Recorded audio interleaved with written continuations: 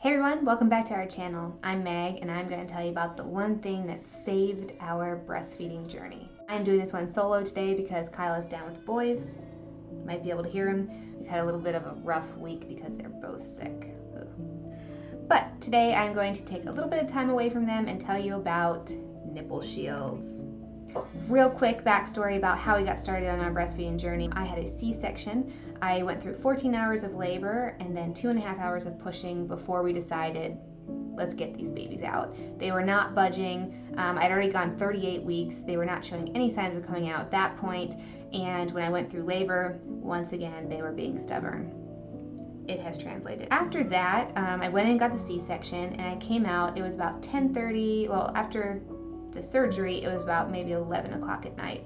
After that, you go to a recovery room for about 2 hours before you go to postpartum, and that's just to make sure that everything's good, that you don't hemorrhage. They can monitor you really closely and react quickly to anything that might happen afterwards.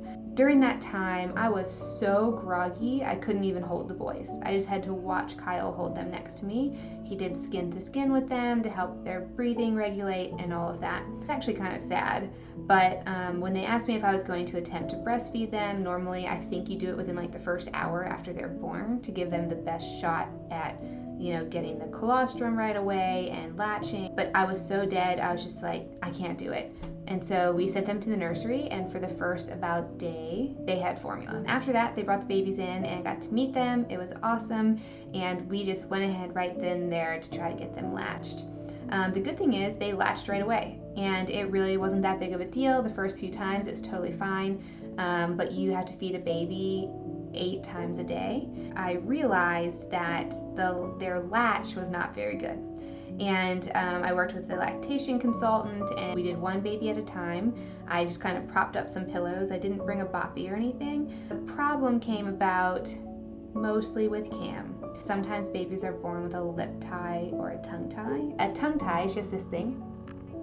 Apparently it's genetic, and so both Kyle and I have tongue ties, and both of the boys had them. And then your lip tie is under here, it kind of goes from your lip to your gum, and both boys had one of those as well. So Cam's was specifically bad because the tie went all the way out to the tip of his tongue. So whenever we tried to adjust his latch, he just couldn't latch on very far. So as a result, his latch was very shallow at the tip of my nipple. This was really bad because after the first maybe 5 or 6 feedings, I had already developed a blister on my nipple, and it was terrible. So every time we had switched the baby from side to side, so both of my nipples started to go really raw. I had made the decision beforehand I definitely wanted to try breastfeeding, but I wouldn't have been mad about the idea of feeding them formula. Fed is best. I was just like, let's just make sure these babies are fed. But I really wanted to try to breastfeed. So anyways, I kept fighting it, and one of the nurses came in and I was like, is this bad? And I showed it to her and she said, oof. And she gave me the antibiotic nipple cream. I had brought a few myself. Nothing was really touching the fact of how bad this was. And every time after I fed them, I also pumped for 15 minutes, which wasn't fun when my nipples were so raw. And so we just kept going, and they said, sometimes it's just really hard at the beginning and your nipples will just kind of adapt and they'll get better.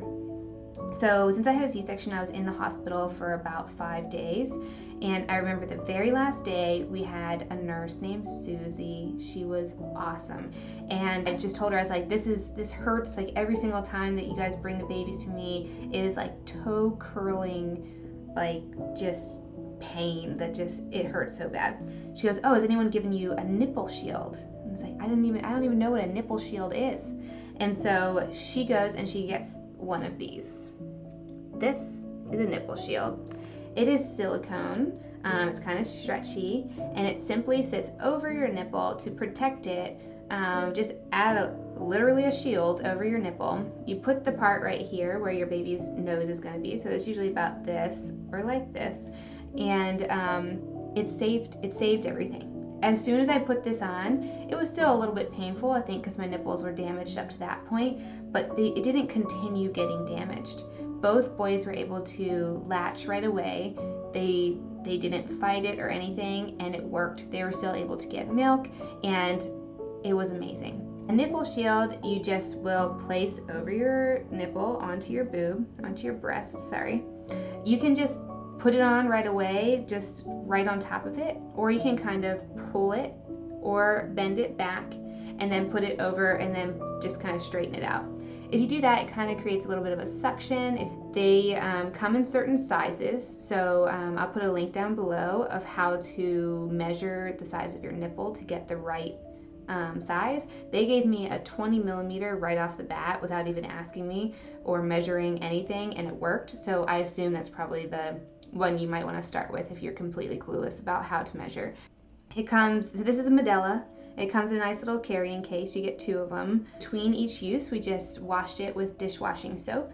My favorite one is this Baby Ganix. Just get some kind of foam one because we just use regular dishwashing soap and it just didn't feel like we got it all off. The foaming kind just feels like it gets in all of the nooks and crannies and you can just rinse it off. Nipple shields are definitely something to consider if you feel like you are, it just hurts too bad and you have raw nipples. Now there is one thing to take a precaution, if you will. So both boys I use this for, even though Corbin wasn't as bad as Cam, it still hurt, and since I was switching from breast to breast, I still had damaged nipples, so I used it for both babies. After a little while, I tried to not use a nipple shield because it just seemed kind of annoying. We had to wash it every time, almost every time we forgot, and then like they were both screaming, but we still had to wash the nipple shields, and so I tried to do it without. Cam was totally fine. He was able to latch by himself. Corbin did not want to latch without the shield. So it's just something to consider. I would use it maybe as a last ditch effort, just in case your baby is like Corbin. It might be a little bit frustrating if you went straight to this and then he wasn't able to go back. And then one other thing, I only breastfed for about 3 weeks, and then I had to go to exclusive pumping, but that's for a whole nother reason, and I'll go on in another video about that.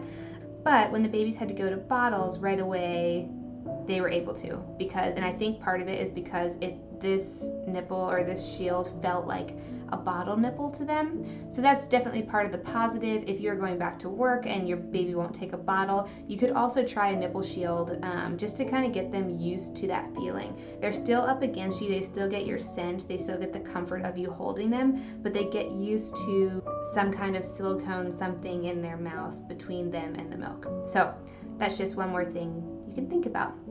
That's all I've got for you right now about nipple shields. Good luck out there. Don't give up too soon. Try a nipple shield first. Thanks. Bye.